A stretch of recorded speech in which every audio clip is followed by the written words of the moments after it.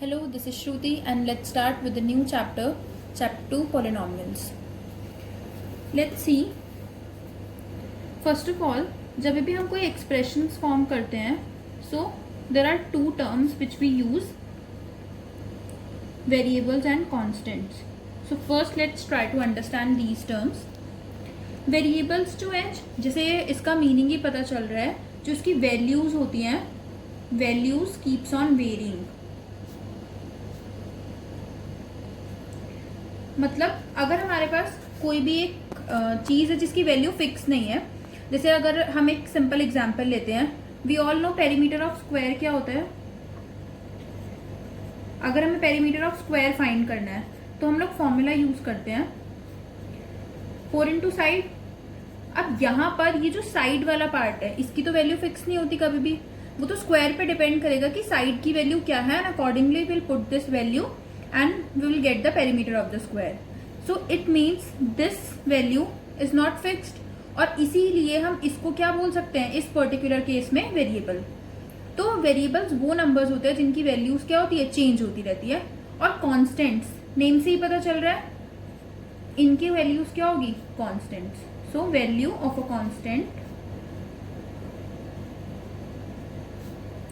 Does not very. अब अगर किसी चीज की वैल्यू वेरी नहीं कर रही है, मतलब उसकी फिक्स्ड वैल्यू होगी, और फिक्स्ड वैल्यू तो हमारे पास सिर्फ नंबर्स की होती है. जैसे इसी वाले पार्ट में अगर मैं ये 4 कंसिडर कर रही हूँ, ये 4 तो चेंज नहीं होगा ना, 4 की वैल्यू तो 4 ही है. तो कांस्टेंट वो नंबर्स होते हैं जिनकी वैल्यू कभी चेंज नहीं होती, जिनकी वैल्यूज फिक्स होती है. तो इसीलिए कॉन्स्टेंट्स के अंदर अगर हम इसके एग्जाम्पल्स लिखते हैं तो इसके एग्जाम्पल्स बहुत सारे नंबर्स होंगे. कोई भी रियल नंबर जो है वो कॉन्स्टेंट होगा, कोई भी टाइप ऑफ नंबर. अगर मैं सिंपल नेचुरल नंबर कंसिडर कर रही हूँ, मैं कोई फ्रैक्शन कंसिडर कर रही हूँ, हम इररेशनल नंबर भी कंसिडर कर सकते हैं, हम डेसिमल नंबर भी कंसिडर कर सकते हैं. ये सब जो है ये किसके एग्जांपल्स होंगे, कॉन्स्टेंट्स के. Even zero is also a constant. तो ये हो गए कॉन्स्टेंट्स. अब वेरिएबल्स में हमने बोला कि इनकी वैल्यू वेरी करती है, तो मैं इसको 1 तो नहीं लिख सकती, बिकॉज अगर हमने 1 लिखा तो 1 की वैल्यू तो फिक्स होगी 1. तो हम लोग वेरिएबल्स को रिप्रेजेंट करने के लिए जो यूज करते हैं वो जनरली हम क्या यूज करते हैं, अल्फाबेट्स. तो वेरिएबल्स में X Y Z A B C ये सब अल्फाबेट्स हैं, और ये अल्फाबेट्स सब किसको रिप्रेजेंट करेंगे, वेरिएबल्स को. तो ये ध्यान रखना, वेरिएबल्स के लिए हम लोग अल्फाबेट्स का यूज करते हैं, और कॉन्स्टेंट्स जो है वो सिंपली नंबर्स होते हैं. अब क्वेश्चन ये है कि हमें पॉलिनोमियल्स के बारे में स्टडी करना था, बट हमने वेरिएबल्स और कॉन्स्टेंट्स क्यों समझा. पहले जब हम वेरिएबल्स और कॉन्स्टेंट्स को मर्ज करते हैं यूजिंग एनी ऑपरेशन, जैसे मैंने यहाँ पे ही मान लो जो साइड है, मैंने मान लो साइड को हमने रिप्रेजेंट किया सपोज ए से, तो अगर ये फॉर्मूला मैं लिखती हूँ दोबारा से तो ये क्या हो जाएगा, 4 इंटू ए. अब ए यहाँ पे क्या है, वेरिएबल, 4 क्या है, कांस्टेंट, और इन दोनों के बीच में कौन सा ऑपरेशन यूज किया हमने, मल्टीप्लिकेशन. तो ये जो पार्ट बना जब हमने कांस्टेंट को और वेरिएबल को मर्ज किया, so this is your expression. और जनरली हम लोग यूज करते हैं एल्जेब्राइक एक्सप्रेशंस. सो एक्सप्रेशंस कब फॉर्म होते हैं, जब हम लोग कॉन्स्टेंट्स और वेरिएबल्स को मर्ज करते हैं यूजिंग एनी ऑपरेशन. अब इसमें एक और इम्पॉर्टेंट चीज ये है कि हम सिर्फ एक ही ऑपरेशन अप्लाई करें ये जरूरी नहीं है. जैसे हमने यहाँ पे मल्टीप्लाई अप्लाई किया, हो सकता है मैंने वेरिएबल सपोज चूज किया एक्स, ओके, और मैं अभी 2 कॉन्स्टेंट्स चूज कर रही हूँ 4 और 3, और मुझे इन तीनों को यूज करके कोई एक एक्सप्रेशन फॉर्म करना है. तो मैंने क्या चूज किया, मैंने बोला कि हम कोई भी ऑपरेशंस लगा सकते हैं, तो हम 2 ऑपरेशन सिलेक्ट करते हैं, और ऑपरेशंस मैंने सिलेक्ट किया मल्टीप्लाई और प्लस, मल्टीप्लिकेशन एंड एडिशन. तो मैं एक्सप्रेशन फॉर्म करती हूँ. अगर मैंने एक्स और 4 को मल्टीप्लाई किया तो क्या आ जाएगा, 4x, और उसमें क्या किया, 3 को ऐड कर दिया, तो ये क्या बन गया, 4x plus 3, and this is an example of an expression. तो ये एक एक्सप्रेशन है. ऐसे ही हम मल्टीप्लाइड, डिवाइड, प्लस, माइनस कुछ भी यूज करके एक्सप्रेशंस फॉर्म कर सकते हैं. तो एक्सप्रेशन में 1 से ज्यादा वेरिएबल्स और ऑपरेशंस हो सकते हैं. अब जो ये अलजेब्रिक एक्सप्रेशंस है इसी से रिलेटेड होते हैं पॉलिनोमियल्स. फॉर एग्जांपल अगर मैं बहुत सारे एक्सप्रेशंस लिख रही हूँ अभी randomly, 4x plus 3, 4 root x plus 3, सिर्फ थोड़ा सा चेंज है यहाँ पे, x की पावर में चेंज किया हमने, 3x minus 4, x by 4, root x by 4. √x/2। ये मैंने बहुत सारे एक्सप्रेशंस के एग्जाम्पल लिखे, हम वेरियस ऑपरेशंस अप्लाई कर रहे हैं यहाँ पे। बट अब इसमें से ये जो इतनी लिस्ट लिखी है हमने एक्सप्रेशंस की, इन एक्सप्रेशंस में से कुछ को हम लोग पॉलिनोमियल्स नहीं बोलेंगे। तो क्वेश्चन ये है कि हम किस बेसिस पे डिसाइड करेंगे कि कुछ एक्सप्रेशंस पॉलिनोमियल्स हैं और बाकी के एक्सप्रेशंस पॉलिनोमियल्स नहीं हैं। तो ध्यान रखना, पॉलिनोमियल को हम लोग कैसे डिफाइन करते हैं। It is an expression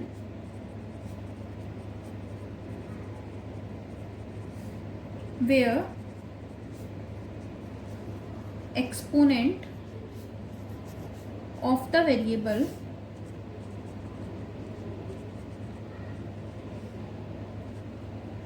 is a whole number।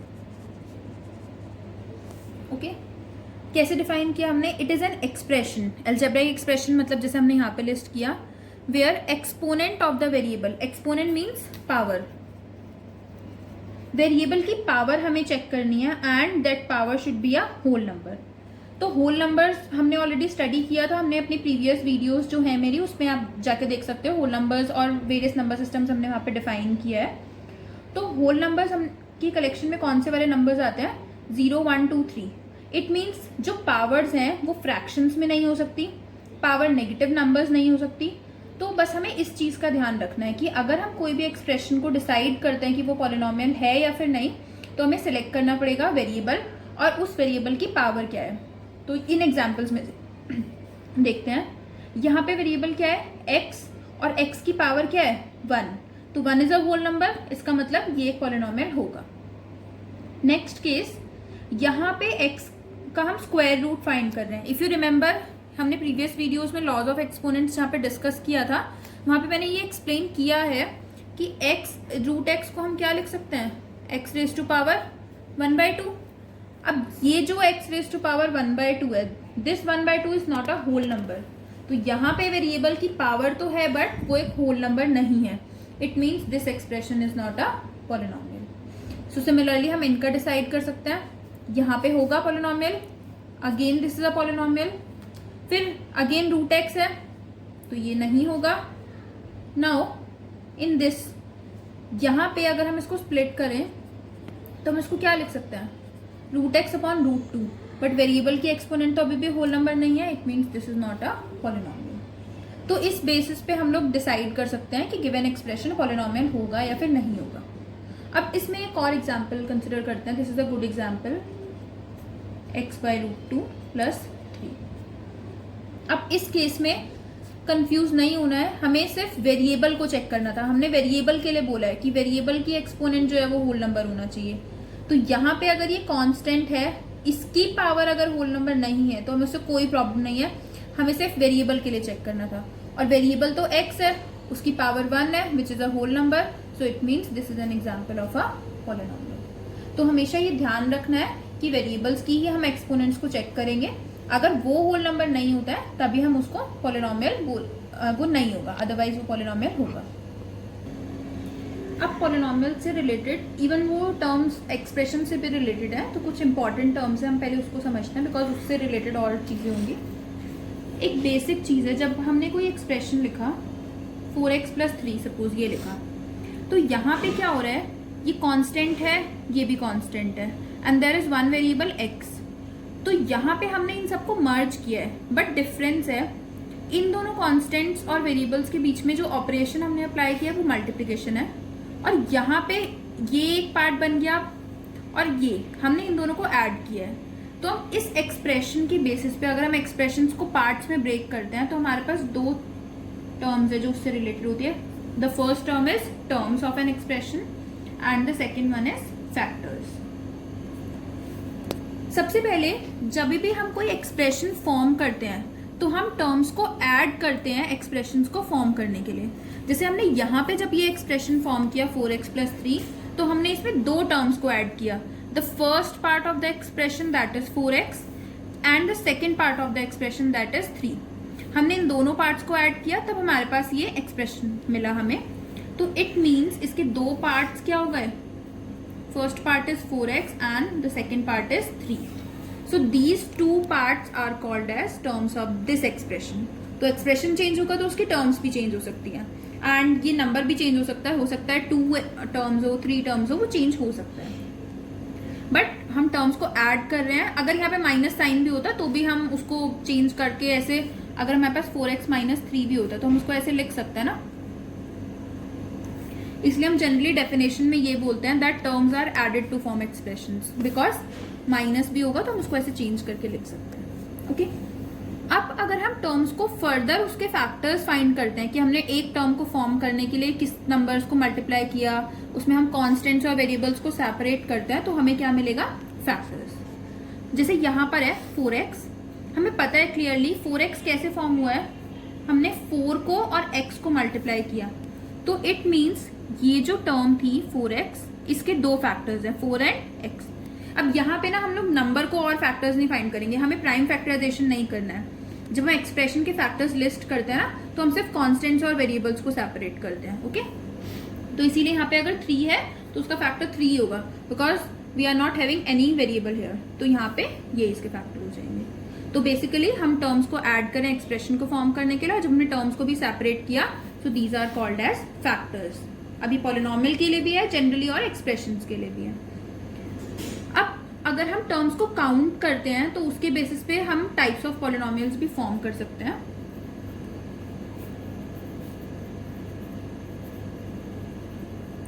Types of polynomials, okay, ये जो टाइप्स हैं ये हैं on the basis of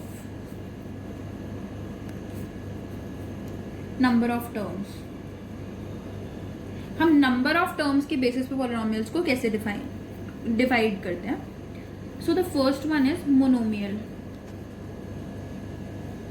okay, mono means 1, तो ये क्या होगा, एक पॉलिनोमियल जिसमें कितनी टर्म्स होंगी, सिर्फ एक टर्म। ओके, अगर हम इसके एग्जांपल्स देखें तो सपोज x, ये क्योंकि यहाँ पे क्या है, अगर कुछ भी नहीं है इसका मतलब यहाँ पे कौन सा नंबर मल्टीप्लाई हो रहा है, 1, तो ये एक एक्सप्रेशन का एग्जांपल है, पॉलिनोमियल का एग्जांपल है, and it is having just 1 term, तो ये एक मोनोमियल होगा।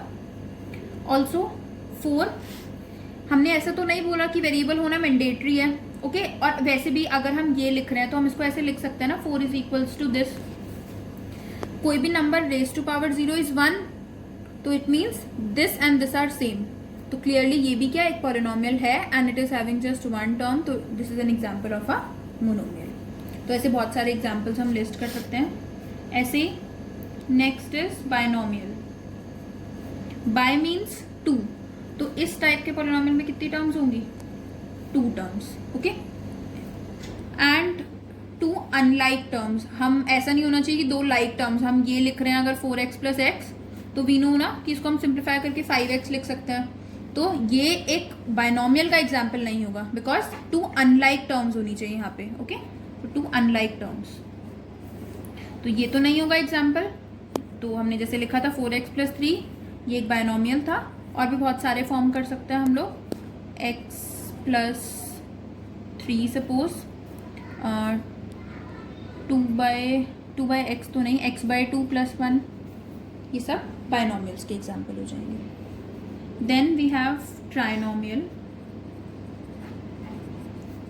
Try means 3, so if a polynomial has 3 unlike terms then it will be called as a trinomial. okay, इसके भी एग्जाम्पल्स अभी गेस भी कर सकते हैं। Suppose I am writing 4x square plus 2x plus 5, this is clearly having 3 terms, so this is a trinomial. Okay, just one last term for today, that is coefficient.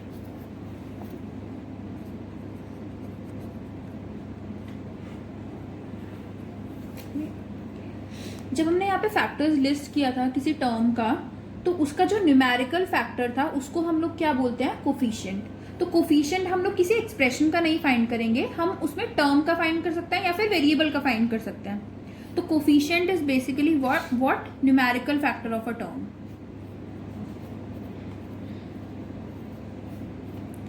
तो हमें सबसे पहले ये डिसाइड करना पड़ेगा कि वो टर्म कौन सी है जिसका हमें फैक्टर फाइंड करना है, और उसमें जो न्यूमेरिकल फैक्टर होगा वो क्या बन जाएगा, उसका कोफिशिएंट। जैसे अभी हमने ट्राइनोमियल का एग्जांपल लिखा, अगर मैं इसी में कोफिशिएंट फाइंड करना चाहती हूँ, इसी एग्जांपल से समझने की कोशिश करते हैं।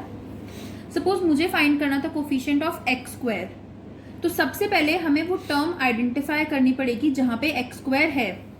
तो क्लियरली इन दोनों में तो एक्स स्क्वायर है नहीं, वो कौन सी टर्म है, ये वाली।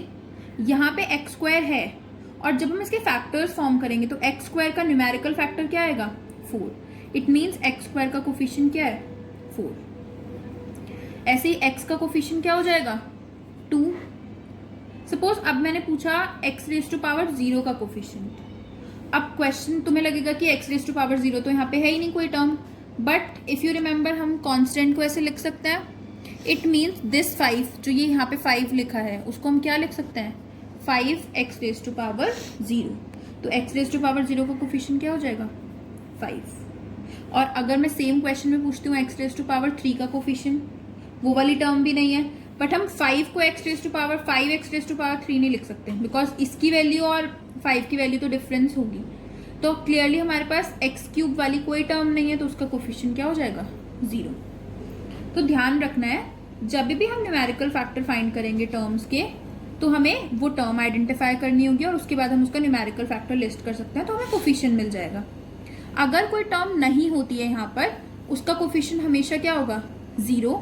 और अगर कोई कांस्टेंट है यहाँ पे, जैसे यहाँ पे था 5, तो वो किसका कोफिशिएंट बन जाएगा, x raise to power 0। So today in this video we are discussing just till this point.